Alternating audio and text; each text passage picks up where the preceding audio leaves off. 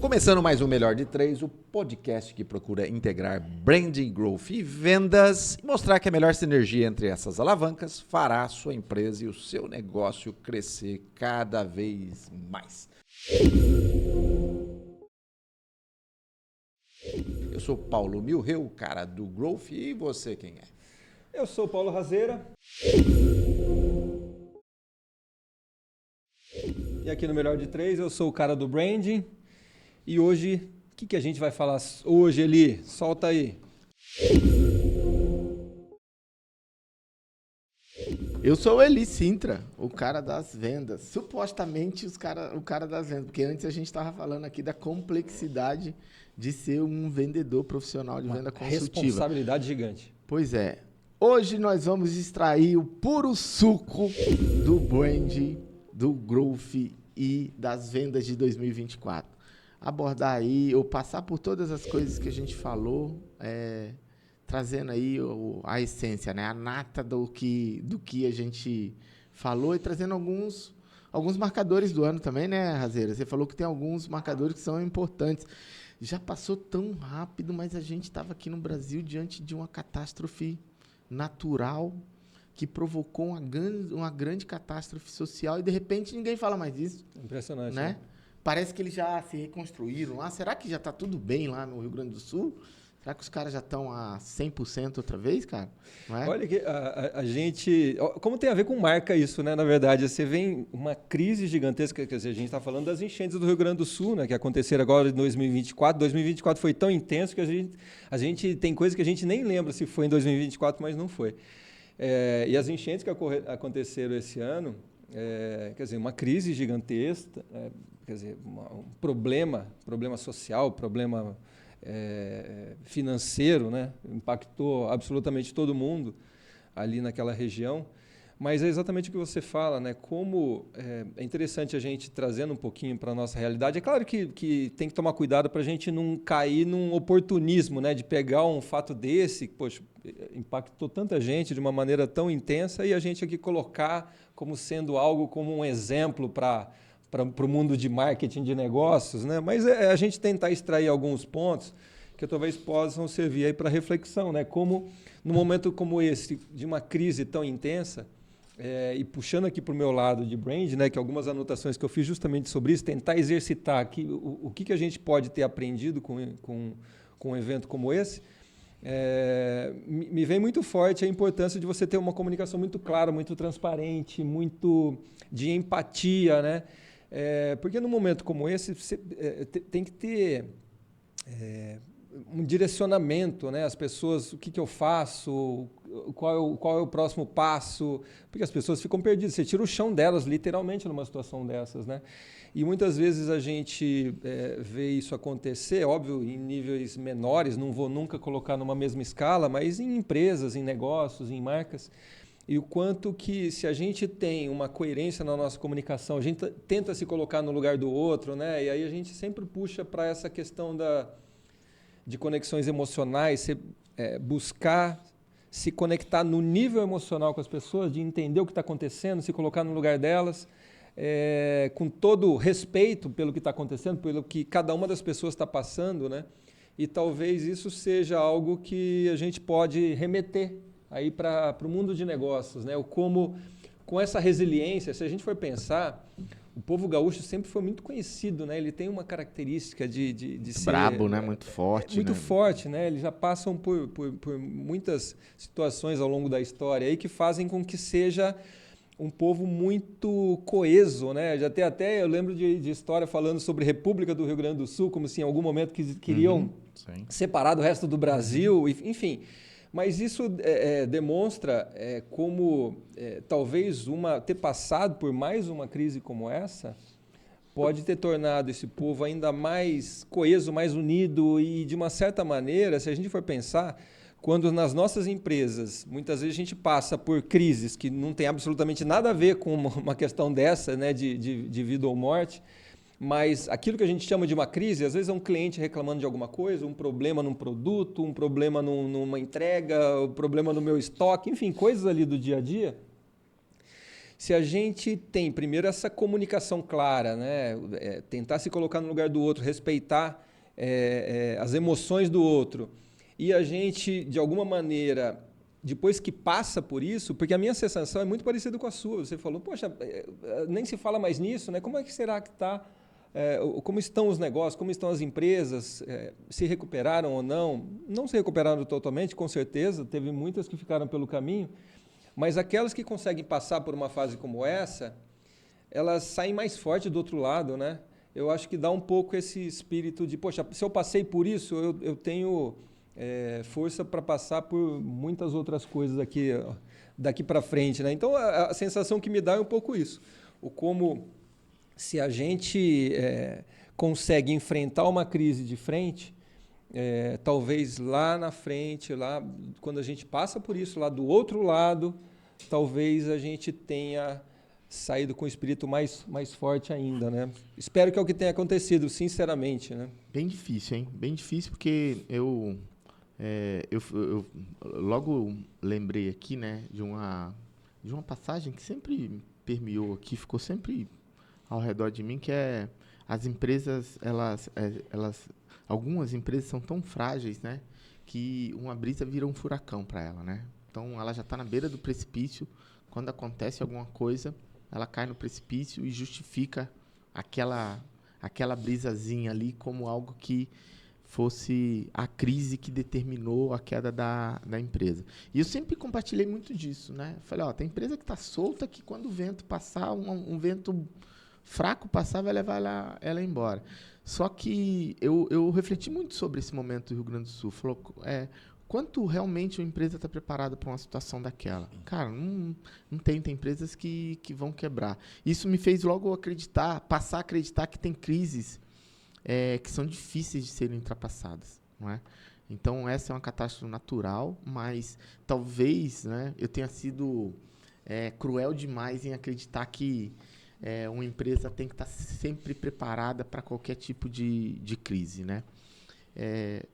Você comentou aí, né, Razeira, falou, talvez muitas empresas não tenham conseguido passar, elas vão passar, mas isso vai demorar tanto tempo que requer uma energia tão grande, né, tanta resiliência, persistência, para poder passar por algo que foi pontual, né? Quer dizer, aconteceu ali, mas vai determinar a história daquele grupo social, daquela empresa durante 10, 15, 20 anos. Eles vão ter que estar reconstruindo aquele negócio sobre todos os aspectos, né? Inclusive no ponto de vista financeiro.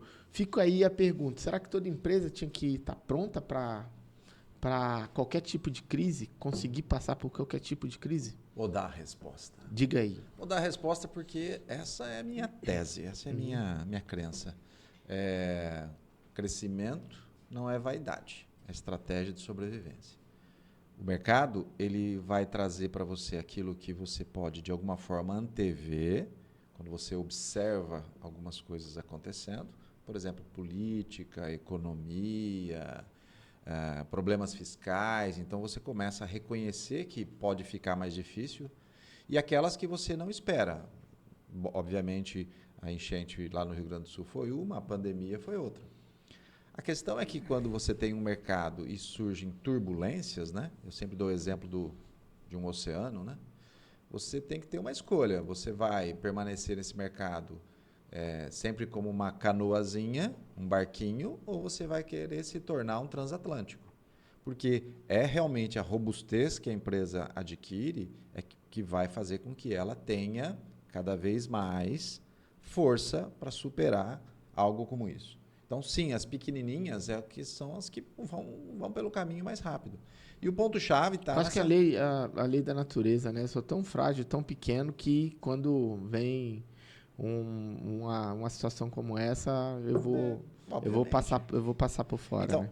Então eu preciso realmente... Crescer rápido. Então, eu preciso, obviamente, cuidar de branding, cuidar de growth, cuidar de vendas, porque eu preciso crescer. Esse é o ponto-chave, não é vaidade. Você precisa ter o crescimento como uma estratégia. E aí... Se eu tenho mais lugares para me apoiar, além do Rio Grande do Sul naquele momento, já era uma forma de Obviamente, se você se segurar, né? Diluiu o se risco no crescimento você utilizou a estratégia de expansão de mercado, isso automaticamente já cria uma força que você não tinha antes. E aí tem um outro ponto importante quando você fala nesse crescimento, que é entender o crescimento. Crescimento significa trazer, sim, complexidade. Sua empresa se torna mais complexa. Você tem mais variáveis ou um volume de variáveis quantitativas maiores. E a complexidade exige sofisticação. Então, você precisa sofisticar a sua gestão, significa sofisticar seu branding, sofisticar sua área de marketing, sua área de venda, sua área de logística. Então, você precisa sofisticar. Esse que é o ponto-chave. Então, esse é o grande desafio do empresário nessa situação. E aí eu vou trazer uma outra tese que eu tenho, e aí, relacionada então à enchente, é o grande problema. Eu acredito que a empresa é o maior projeto social do mundo. Eu acredito nisso. Ontem mesmo eu falava com o presidente de uma empresa aqui da cidade, muito grande, e ele comentava sobre o que eu tinha dito no nosso evento, e aí ele pediu, mandei um artigo que eu escrevi sobre isso. Por quê? Porque lá no Rio Grande do Sul, no momento que houve essa catástrofe e o poder público não conseguiu responder na velocidade e no tamanho necessário ali do governo para resolver isso, foi os próprios outros empresários do Brasil como um todo que foram lá ajudar para resolver, e pessoas comuns e tudo mais. E ali, quando você tem essa crise, essa catástrofe e as empresas começam a ficar pelo caminho, o problema é que várias pessoas perderam emprego. Então, quem gerava emprego, quem gerava riqueza, eram essas empresas. Esse é o grande problema. Esse é o grande impacto que passa a ter. As pessoas ficaram sem renda. E as pessoas que estavam nas empresas também estavam sendo educadas pelas empresas, porque o outro papel da empresa é cumprir a deficiência do poder público, de educar. Você traz, nós sabemos, nós trazemos colaboradores que às vezes estão graduados numa universidade pública e vêm com deficiência de trabalho. Eles não sabem como trabalhar. Eles aprenderam algo que está ultrapassado às vezes. Então, esse é o grande desafio. Então, a empresa ela deveria ter a sobrevivência como estratégia, o crescimento como estratégia de sobrevivência, e entendendo que esse papel da empresa, novamente, por que ela precisa crescer, é mais importante do que simplesmente gerar lucro. Gerar lucro vai permitir ela reinvestir para gerar mais emprego. Empresa que gera emprego e educa seus colaboradores é que realmente fazem um papel importante na sociedade. A catástrofe do Rio Grande do Sul expôs tudo isso, né? Essa questão da empresa como um pilar social fundamental para as mudanças, porque como a iniciativa pública é frágil, né? Então, é desorganizada. Desorganizada, e assim, planejamento, falta de raciocínio lógico, né? Eu vi muitas coisas assim e falei assim, pô, cara, isso para mim é um desafio, raciocinar dessa maneira. Mas quem está lá no poder público deveria ver isso com naturalidade. Uma das coisas assim que mais me impressionou foi uma entrevista que eu vi uma pessoa de lá, né, uma espécie de líder ali social ali, dizendo, ó, precisa parar de mandar água. Vocês não podem mandar mais água para cá. A gente precisa restabelecer a distribuição de água aqui, porque a gente está provocando a quantidade de lixo tão grande aqui que isso está paralisando o restante das coisas. E o poder público ausente, sem pensar nisso, sem entender que, pô, não adianta ficar mandando garrafinha de água para lá, porque isso vai dar um puta problema para poder limpar, armazenar esse lixo, né? Entre outras tantas coisas. Mas, se vocês me permitem, eu quero mudar um pouco. Sair do Rio Grande do Sul e falar para mim do momento do ano que mais a gente teve a oportunidade de olhar para brand, growth e vendas, que foi as eleições. As eleições. Que show! Isso é uma aula, né? Que suco de growth, brand e vendas para a gente poder falar aqui, né? A gente viu as eleições de São Paulo centralizando as atenções do Brasil, porque um dos candidatos, o Pablo Marçal, vai lá e fala, cara, ó, a gente tem que ser inovador, a gente tem que ser imprevisível, a gente tem que ser verdadeiro, a gente tem que ser um monte de coisa. E engraçado, né? Depois dele ter sido o centro de todas as atenções para poder levar a galera para olhar isso daí, acabou não indo para o segundo turno e ficou por isso mesmo. E aí? O brand, o growth e as vendas ele conseguiu, porque ele deve estar vendendo pra caramba agora, saiu né? mais forte do outro lado. Saiu mais forte do outro lado. É. Mas e aí, o que está certo? O modelo antigo, né? O modelo antigo de fazer política, de se comunicar, ou esse modelo novo? Ou a gente tem que olhar e descobrir aqui, ou decidir qual está certo? O que a gente tira disso tudo? Sabe uma coisa que eu fico pensando? É assim, foram eleições municipais, né? Eleição municipal tem algumas características próprias, né, em relação às outras eleições que vão ser daqui a 2 anos, que é presidente, governador e tudo mais, que assim, tem muito essa coisa do local, né? De você... Muitas vezes, por exemplo, vereadores. O vereador, quando fala nessa lógica de marcas, né? O vereador ele tem que encontrar um posicionamento muito claro e trabalhar naquele posicionamento o tempo inteiro. Não adianta o vereador, um candidato a vereador, ter a ilusão de que ele vai conseguir voto da cidade inteira. Então, olha como vereadores, por exemplo, trabalham, né, trazendo como um exemplo para marcas. Ele tem aquele nicho dele, ele tem aquele espaço dele, onde ele domina, né, que ele tem relevância, que ele tem influência, e ele trabalha. Não deixa de ser uma lógica de posicionamento. Mas quando você fala, exemplificando aí Pablo Marçal, eleições em São Paulo e tudo mais, e você até citou, né, autenticidade, uma coisa que também me passa muito forte para mim, é uma aula toda a eleição, é a gente perceber como pessoas que até são interessantes, são boas, seriam excelentes governantes, mas que não conseguem transmitir isso, sabe? Então, assim, não adianta ser, porque as eleições têm pouco espaço. Daqui a pouco você fala como a importância do digital nas eleições agora, que é vital. Se você sem o digital, você praticamente não existe numa eleição.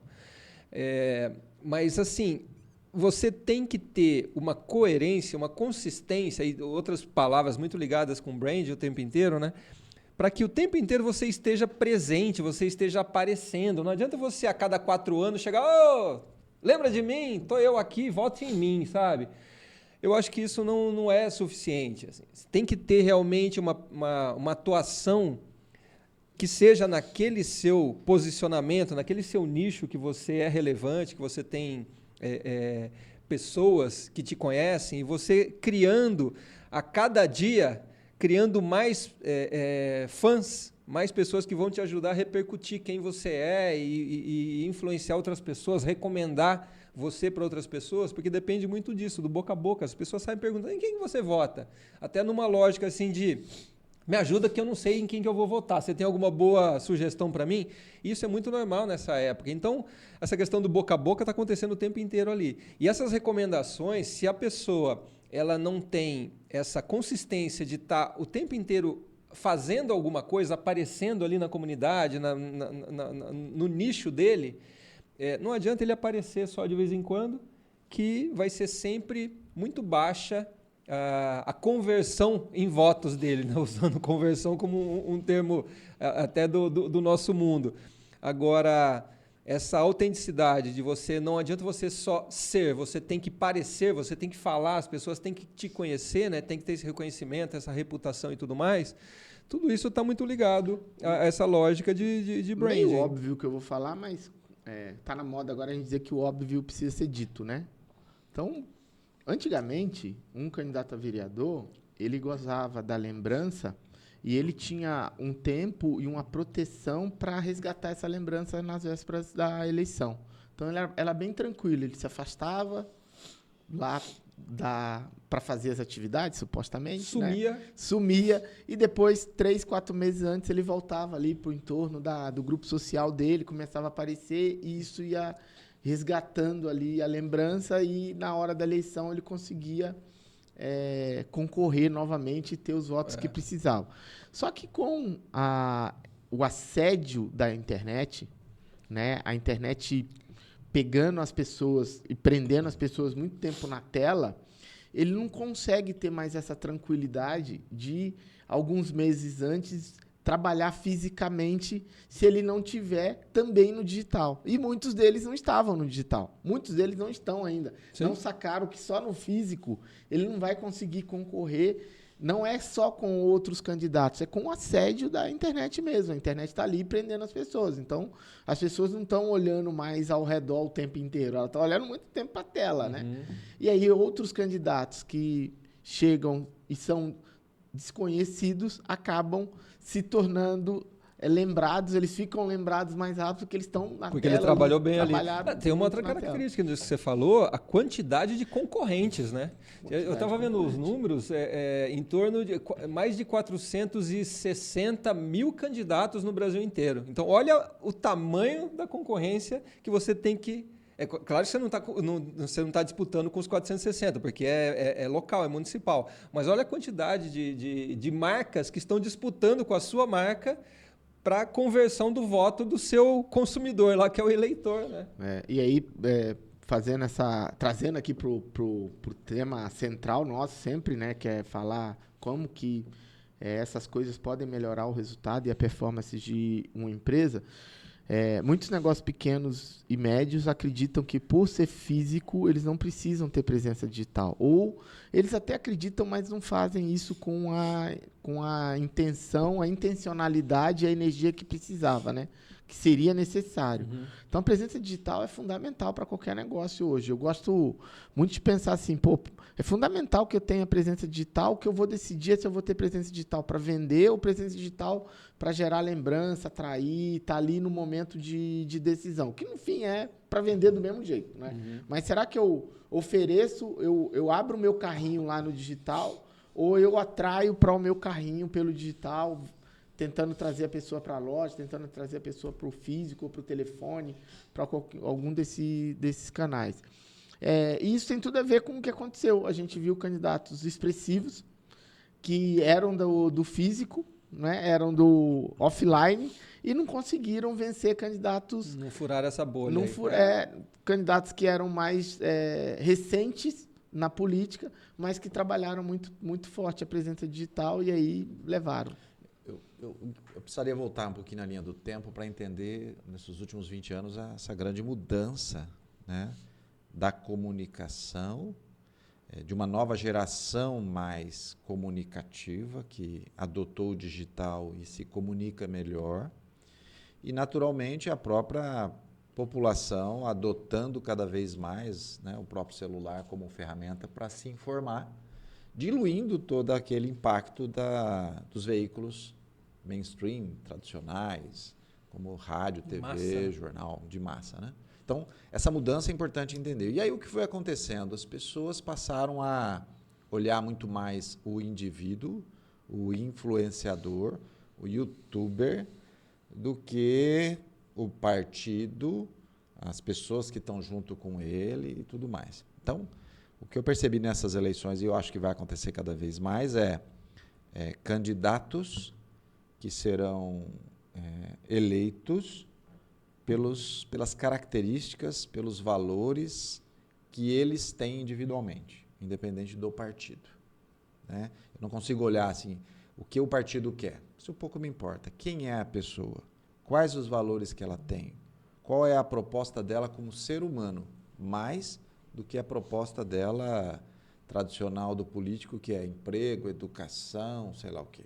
As pessoas não estão muito preocupadas com isso, não. Elas estão preocupadas em olhar e falar assim, se esse cara está dizendo que ele vai fazer isso porque ele é assim, provavelmente ele vai fazer isso. Se ele é de verdade, não me interessa qual que é as bandeiras que ele está carregando ali. Eu prefiro votar no cara de verdade. Aí eu confio nele. Confiança. Exatamente. Aí eu confio nele. É isso. Então, votei no cara que é de verdade. Né? Esse que é um ponto ali que eu vejo que é da grande mudança.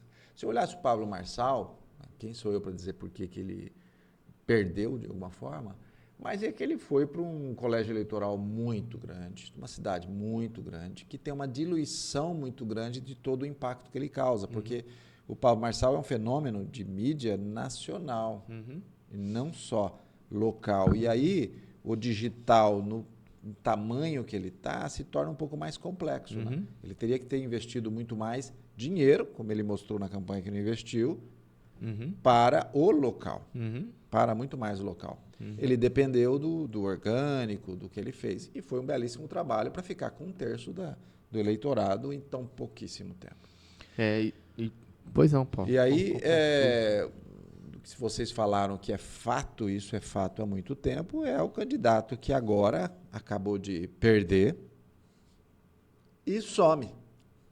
E aí, quando ele aparecer 3, 4, 5 meses depois, achando que vai usar o digital e ele vai conseguir de novo, na verdade ele não está percebendo que hoje, se ele não continuar fazendo o trabalho, cada vez mais ele será esquecido, porque surgirão outros dentro do digital, com uma comunicação melhor, ou próprios candidatos eleitos, que tem acontecido muito, aqui aconteceu em outros lugares, que ficam em permanente campanha. Ficam se comunicando toda semana com o seu público, como se estivessem buscando o voto deles continuamente. Que nada mais é do que se comunicando continuamente. Os outros apenas se comunicavam muito mal. E nada mais é do que uma estratégia, né? É uma estratégia. Você ter uma estratégia. E você seguir essa estratégia. A gente fala tanto dessa questão de trabalhar no longo prazo, essa visão de longo prazo ela é imprescindível. E a gente vai ver isso, sem dúvida. Na verdade, eu já estou percebendo isso de alguns candidatos que trabalharam muito bem nesses, 3, 4 meses pré-eleição, na questão de gerar conteúdo, na questão de se apresentar, na questão de tentar construir ali uma comunidade ao redor da marca dele e tudo mais. Um trabalho muito bom. Só que aí, não entrou, de repente não foi eleito. Interrompe. E aí, quando interrompe, parece que fica nessa questão do oportunismo. Parece que só vai aparecer de novo daqui a 4 anos para querer pedir o meu voto. Quer dizer, merece o voto, não merece o voto. Então, essa questão dessa continuidade, dessa frequência, dessa consistência na comunicação, que a gente bate tanto nessa tecla também, tem tudo a ver com isso, né? Porque são marcas, né? O perdedor, ele perdeu com X milhares de votos. Ele deve uma satisfação para aqueles que votaram nele.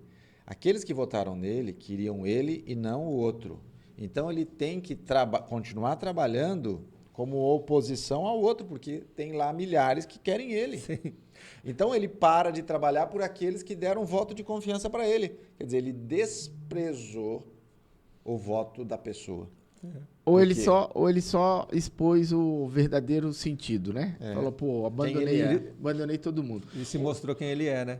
Um negócio bacana também que o Paulo comentou é a questão da comunicação, né? O pessoal que vai para o digital, e principalmente aqueles que já estavam no digital, eles têm uma comunicação muito boa.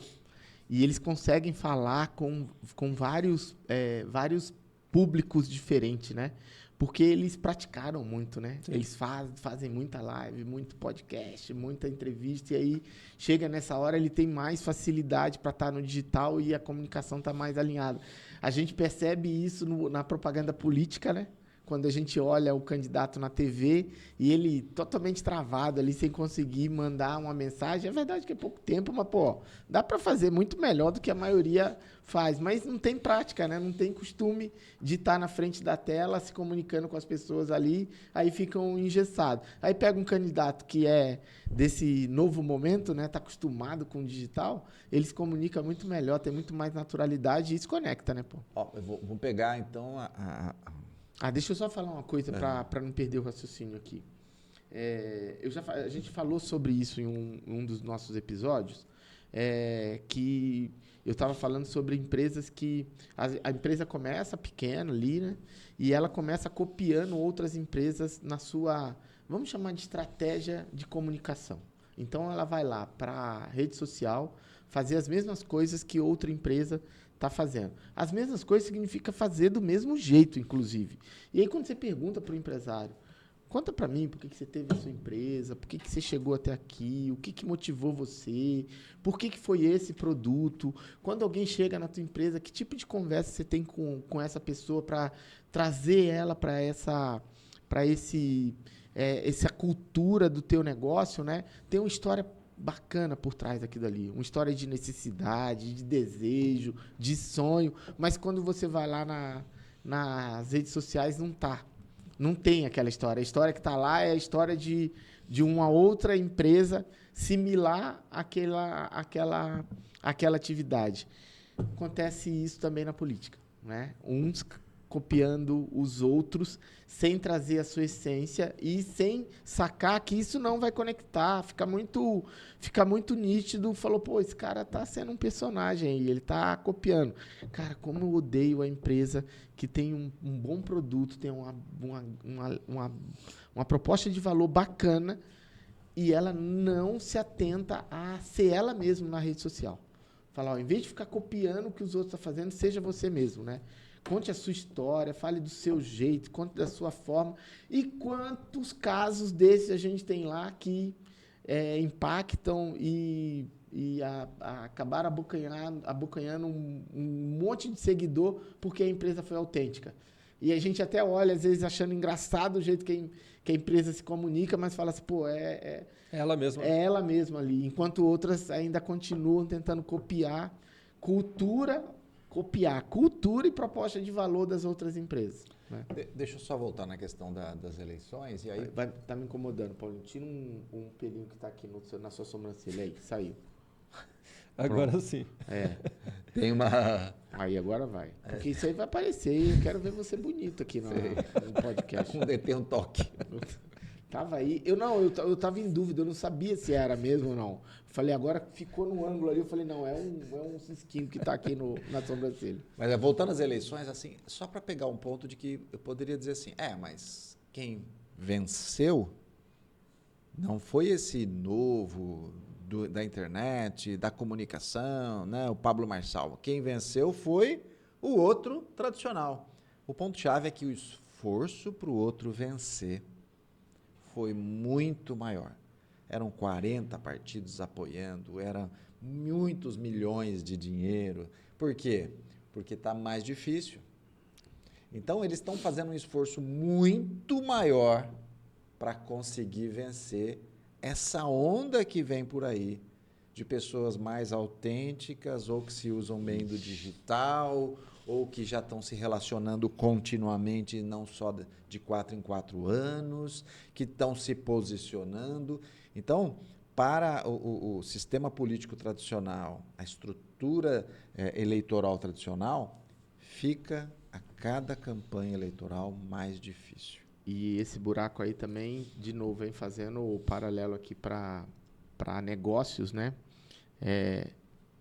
Quanto de esforço você está colocando para ter o resultado que você tem, não é? Uhum. Porque alguns negócios até performam, mas com um esforço gigantesco, quase sobrenatural no ponto de vista de o cara tá doando a alma dele. Ele não tem família, ele não tem tempo de lazer, mas está comemorando o resultado, está falando, os resultados são muito grandes. Só que muitas vezes a gente olha para o lado e encontra um cara com resultados igual ou um pouco menores, mas com um esforço totalmente diferente. Falar, o esforço é muito menor para produzir quase o mesmo resultado. E, de novo, em ponto de vista bem complexo esse. A defesa da maioria das pessoas é acreditar que aquele esforço não é suficiente. Fala, cara, como não é suficiente? Ele está tendo quase o mesmo resultado que você e fazendo 20% do que você faz. Como não é suficiente? Com aquilo ali, ele já está provocando os mesmos resultados. Não, a gente tem que botar para quebrar, temos que se matar, temos que chegar em casa meia-noite, não podemos ter tempo para a família, não podemos ter tempo para nada, porque os resultados precisam de muita dedicação. Cada dia que passa, eu acredito que isso não é verdade. O resultado só pode ser comemorado se tem equilíbrio de esforço. Ele só poderia ser comemorado se tem equilíbrio de esforço. Um resultado que ele está implicando em esforço total, ele tem que ser reavaliado. Ele tem que ser reavaliado. Fala, pô, você está colocando a tua alma aqui para ter esse resultado? Não, cara. Isso não é correto. Você precisa conseguir esse mesmo resultado sem precisar disso tudo. Aí sim você tem equilíbrio, não é? Porque quanto tempo é possível manter um resultado diante de um esforço total? Quanto tempo a gente vai conseguir fazer isso? Né? Quanto tempo nós conseguimos fazer isso? Falar, pô, meu resultado está muito bom, mas eu tô largando o resto. no popular aqui, né? Tô, deixando sangue pelo caminho. Quanto tempo eu vou conseguir fazer isso daí, né? Em algum momento vai acabar o sangue, né, meu? Vou falar, ó, cara, não tenho mais o que dá para produzir esse resultado. Então é momento de reavaliar. Eu só diria que talvez por um período você precisa sim deixar o sangue pelo caminho, e enquanto está deixando o sangue pelo caminho, você reavalia e muda. Porque senão a gente vai imaginar que nunca vai se deixar o sangue pelo caminho. Vai.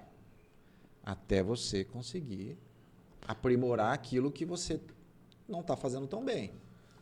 Eu sou também dessa política, Paulo. Eu acredito que nada é mais importante do que o resultado, mas resultado com esforço total, ele tem tempo ele tem limite, né? Então, assim, você precisa reavaliar. O ponto é esse, falar, se eu tenho um resultado para atingir esse ano e falta 20 dias para acabar o ano, sangue, suor pelo caminho para poder atingir o resultado. Nada é mais importante do que o resultado, né? Agora, depois disso, vamos lá reavaliar. Por que eu tive que, durante esses 20 dias, ter que deixar sangue no caminho?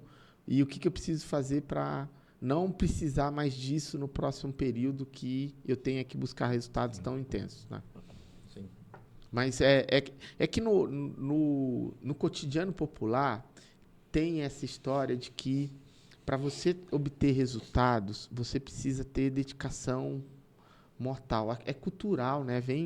Muitas vezes vem da família, vem ali do grupo social que se você não estiver trabalhando 15 horas por dia, se dedicando pra caramba, se você, enquanto seus amigos estão fazendo uma reunião social, familiar, você não estiver no trabalho, você não vai ter resultado. E essas coisas não têm ligação. Não tem ligação. São crenças mesmo, né? Eu consigo, sim, ter equilíbrio e resultado. Só que vai ter que buscar conhecimento, vai ter que fazer avaliação, vai ter que trazer essa questão da inovação para poder, com menos recursos, continuar tendo os mesmos resultados, para depois trazer mais recursos e aumentar o resultado. Então, tem que fazer esse exercício. Senão, você vai continuar mesmo tendo que usar todos os recursos que tem para provocar um resultado que muitas vezes nem é o melhor. Mas é questão de equilíbrio, né? E como é difícil a gente... não existe um padrão esse tal desse equilíbrio. Para algumas pessoas, ela está super bem fazendo aquilo que ela estava fazendo. Porque ela gosta, né? Tá no céu, né? Trabalhando que nem uma doida. E para outras isso é um sofrimento, né? E para alguns, como faz falta os outros círculos de amizade, de família, etc. E para outros, às vezes, não é a mesma coisa, a intensidade é diferente. Enfim, vai de cada um isso aí, mas a busca de equilíbrio, que ela é individual, não existe um padrão único, né? E uma coisa que a gente vê muito, quer dizer, eu tenho talvez seja um hábito, né? Essa questão de trabalhar em horários. Você falou agora há pouco, eu me enxerguei, né? Muitas vezes estão uns amigos lá numa reunião que você adoraria estar lá num happy hour e tudo mais, e eu estava ali trabalhando até as 8, 10 e tudo mais. Eu estou fechando o ano e estou refletindo, porque no ano passado eu viajei algumas vezes, né? Viajei a passeio, juntei trabalho com lazer ali, viajando para a praia e trabalhando home office ali na praia e tal. E esse ano eu trabalhei muito mesmo. Os resultados vieram? Sim, os resultados vieram. Só que agora eu estou reflexivo. Falei, será que daria para eu ter os mesmos resultados com menos esforço? Que hora eu parei de olhar para esse equilíbrio, né? O que realmente eu posso e consigo fazer para ter esses resultados que eu tanto almejo. Porque eu cheguei nesse momento do ano e tô meio assim, falando, o resultado foi bom, mas com esse esforço aí não tá valendo a pena. Algo assim, sabe? Falando, muito esforço para esse resultado aqui. E aí, quase não tive oportunidade de viajar, quase não tive esses momentos de lazer e trabalho, né? É difícil para nós a gente falar assim, vou parar uma semana, né? Não dá, né? Mas, pô, você ir pra praia, ficar uma semana, trabalhar uma tarde, outra manhã, ir pra praia, sempre deu. E esse ano eu confesso que não deu. Os resultados apareceram, mas eu tô olhando e tô olhando pelo retrovisor e falando, pô, foi muito esforço, hein? Não deixa de ser uma retrospectiva do ano, né, que você está fazendo. Você É está isso olhando aí. o seu ano, como é que foi, e E vai na agora linha é a do que... hora de... Então, vai na linha do que o Will falou. Quer Agora dizer, é a hora de tem avaliar. momentos que essa correria, deixar o sangue pelo caminho, faz parte. Você precisa, se você não faz isso, você não está Sem dúvida, pra mim avançando. foi. Mas aí é legal isso, quando você passa esse momento, tem que ser momentos, não pode ser constante isso, mas você olhar para trás e falar, caramba, quais pratinhos eu deixei cair nesse caminho aqui, e o que eu preciso rever para mudar o ritmo, né? Eu acho que é momento e tamanho do seu projeto. Depende o momento e o tamanho do seu projeto. E aí, Como o Paulo é muito executor, ele é extremamente executor e ele trabalha pra caramba. Eu conheço poucas pessoas que têm a capacidade de produtividade. Eu conheço poucas, não. Eu não conheço ninguém, já te falei isso aí. Eu não conheço ninguém que tenha a capacidade de produtividade. Ele está procurando se justificar porque isso está incomodando ele. Não, Ele trabalha pra caramba e ele vai querer mas encontrar eu- um jeito de dizer, tá? Justificar não, que isso é o certo. É o momento, é nada. eu acho Você. que- eu Você acho, ó, que gosta muito mesmo, trabalha e Vou dar produz pra mas eu preciso caramba. dar a minha filosofia. É. Né? Eu acredito que é momento e tamanho de projeto. E equilíbrio é uma coisa que não é uma balança de duas coisas só. São várias, né? São vários pratos ali. Então, eu não sou um aficionado por redes sociais e não permaneço muito tempo nelas, o tempo todo. Então, não sou refém disso. Final de semana, praticamente eu desligo. Meu celular fica longe de mim. Então, eu nem atendo. Se alguém ligar, às vezes eu vou atender no dia seguinte. E se for urgente, eu sempre falo assim, vai falar com a minha mulher, ela vai me avisar. Então, eu estou tranquilo. Então, eu estou muito mais dedicado a ficar lendo, descansando com a família. Então, eu tenho um equilíbrio. Eu não sou uma pessoa que não consigo separar as coisas. Mas Mas quando você põe o pé pra dentro, momento Mergulha, e né? tamanho Aí vai. do projeto. Momento e tamanho do projeto. E aí, vai muito de onde é que você está se encaixando nesse trabalho. E o que você está construindo e os resultados que você vai medir ali no final. Então, o que eu estou sempre medindo que faz tem uma importância muito grande para mim. O meu faturamento, eu preciso aumentar o meu faturamento o tempo todo. A minha lucratividade, ela precisa ser mantida, e é óbvio, quando eu aumentar muito o meu faturamento, ela reduz um pouco. A quantidade de colaboradores empregos que eu gero, né, diretos principalmente. Então, essa é a minha avaliação de final de ano agora, quando me perguntarem quanto que eu... Na verdade, eu faço isso todo mês com a minha equipe, mas eu fechei meu ano com X de faturamento, X de lucratividade, X de pessoas trabalhando comigo. Esse ano eu estou fechando com Y de faturamento, de colaboradores, de margem. É isso que importa para mim. Então, o meu projeto ele precisa seguir isso, e aí o meu esforço é baseado nisso.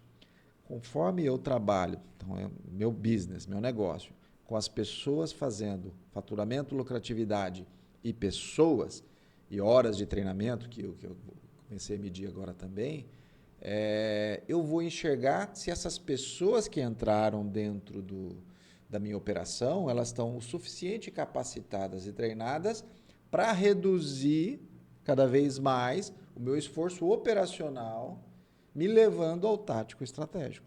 É só isso que interessa. Então, isso eu penso o tempo todo. Mas eu acho que, no momento, eu vou deixar um sangue pelo caminho aí como necessidade. Só que eu tenho um olhar que eu estou construindo algo onde essas pessoas vão me substituir. O problema é quando você não tem essa perspectiva. A sua filosofia é a filosofia de trabalho intenso o tempo todo e você não... Uma frase que eu já usei mais de uma vez é: você não constrói uma empresa ao redor do seu negócio. Porque construir uma empresa ao redor do seu negócio é pessoas, cultura, processos, tecnologia. E é isso que vai te ajudar a sair dessa intensidade exagerada.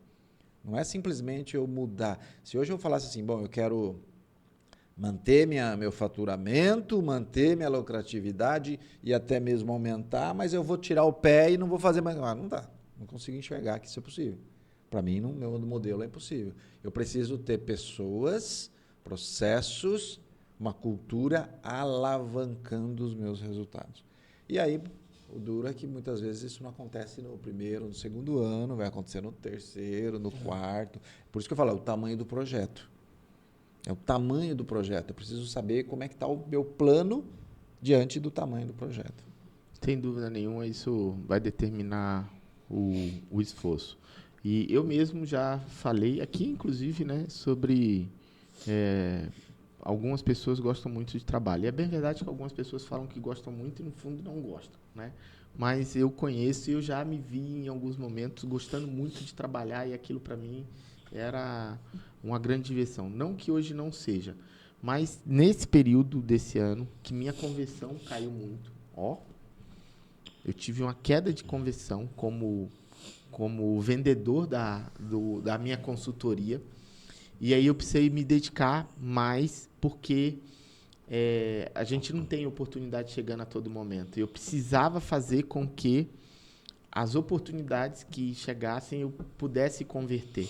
Porque como eu tinha perdido muitas oportunidades de conversão, isso estava impactando o resultado do negócio. E eu falei, eu preciso me dedicar muito agora a melhorar a taxa de conversão. Tem que ser assertivo na hora que aparecer a oportunidade.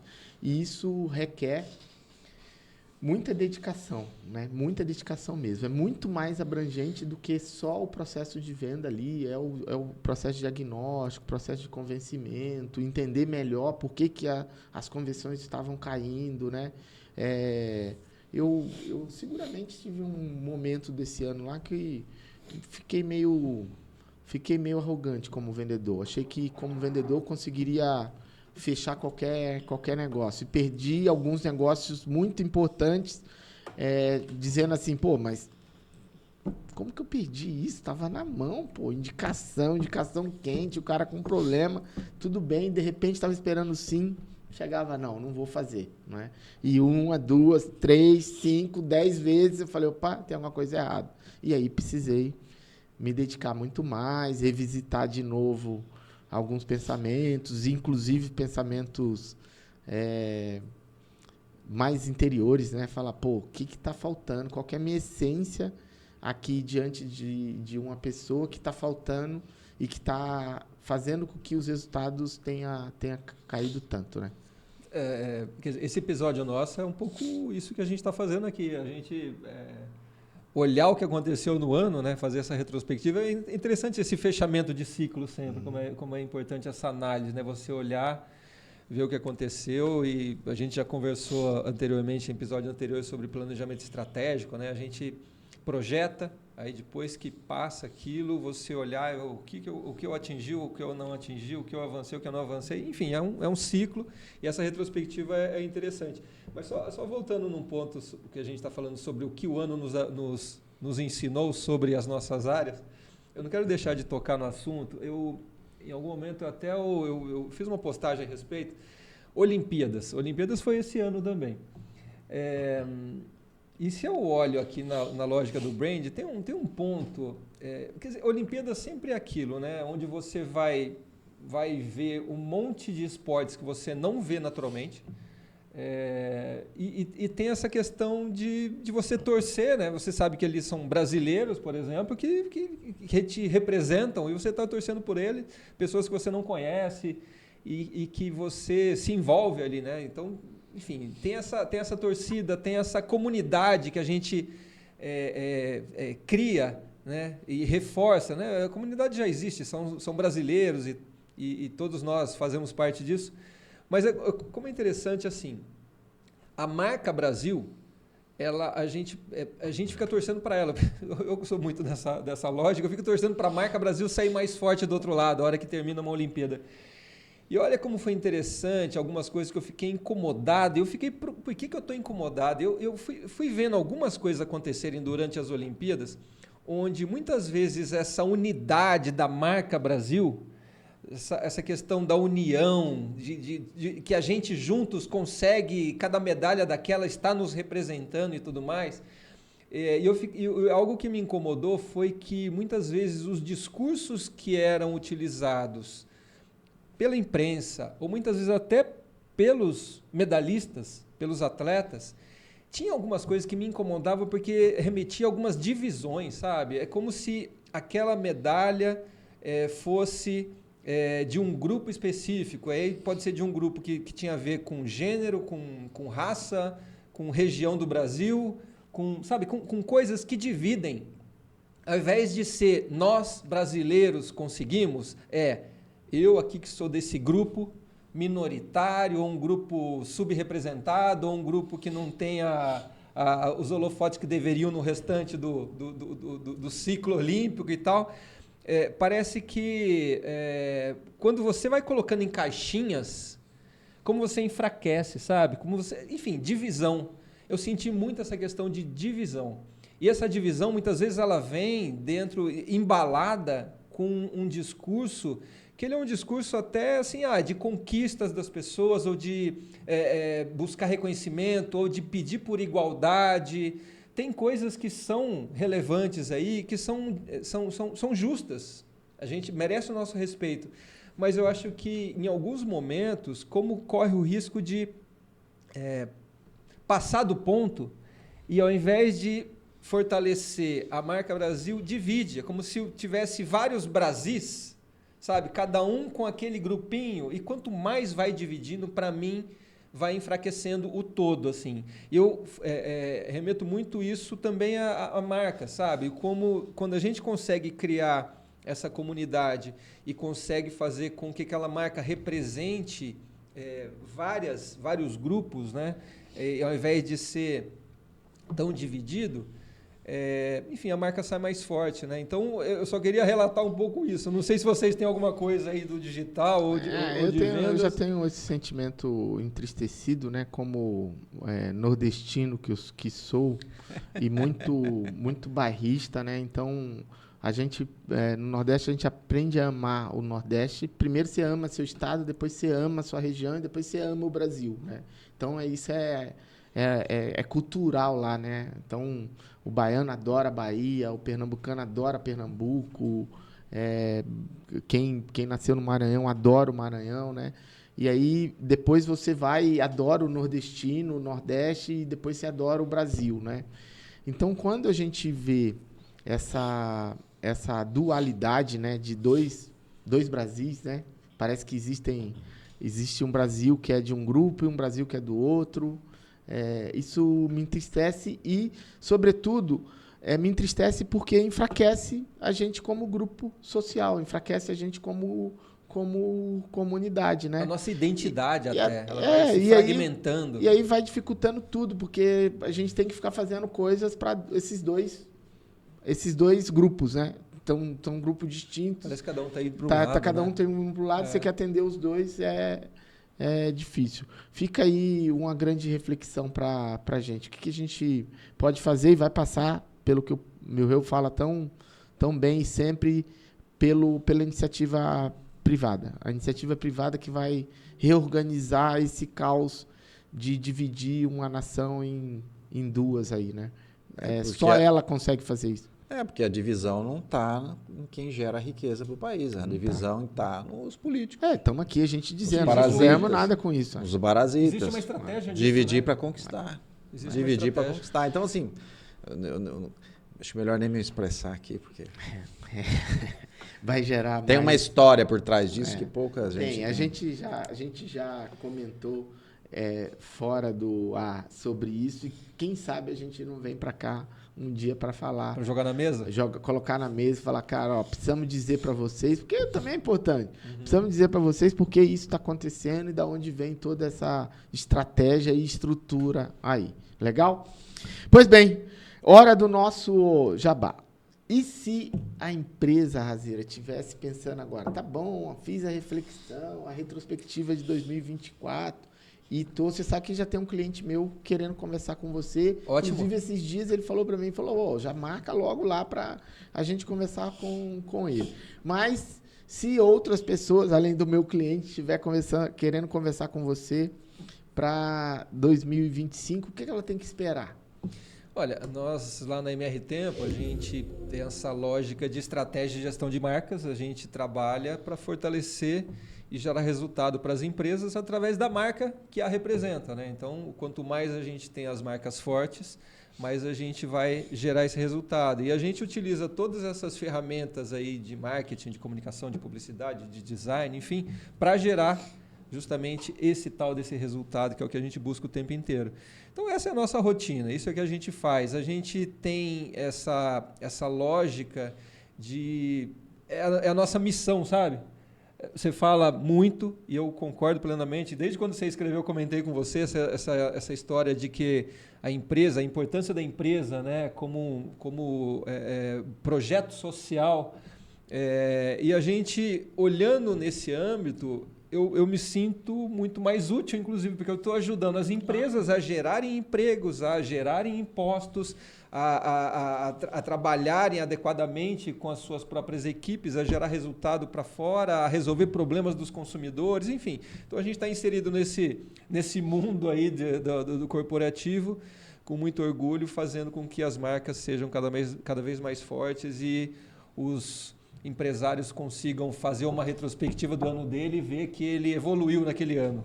Quem quiser contar contigo, Paulo Merreu, para o ano de 2025, tem que esperar o quê? Então, ou pode esperar? Eu vou pegar um gancho que você deu ali sobre presença digital, né?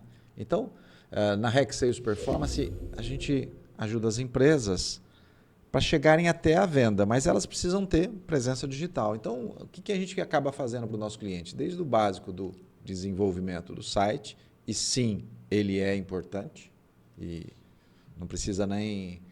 se você me perguntar, eu consigo justificar isso, ele é realmente importante. Ou você vai ter um e-commerce e a gente vai implantar esse e-commerce, ou você vai para as redes sociais e a gente vai te ajudar a ir para as redes sociais, ou você vai produzir um conteúdo mais denso, como artigos e newsletters, que nós mesmos fazemos, e a gente vai te ajudar a fazer isso, ou você vai ter que levar todo esse conteúdo para uma máxima audiência, a gente vai te ajudar no seu tráfego, seja orgânico ou seja pago.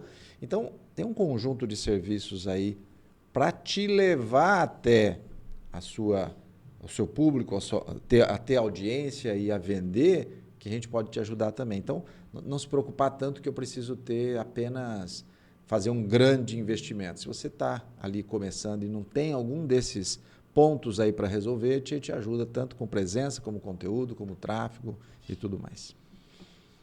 Legal.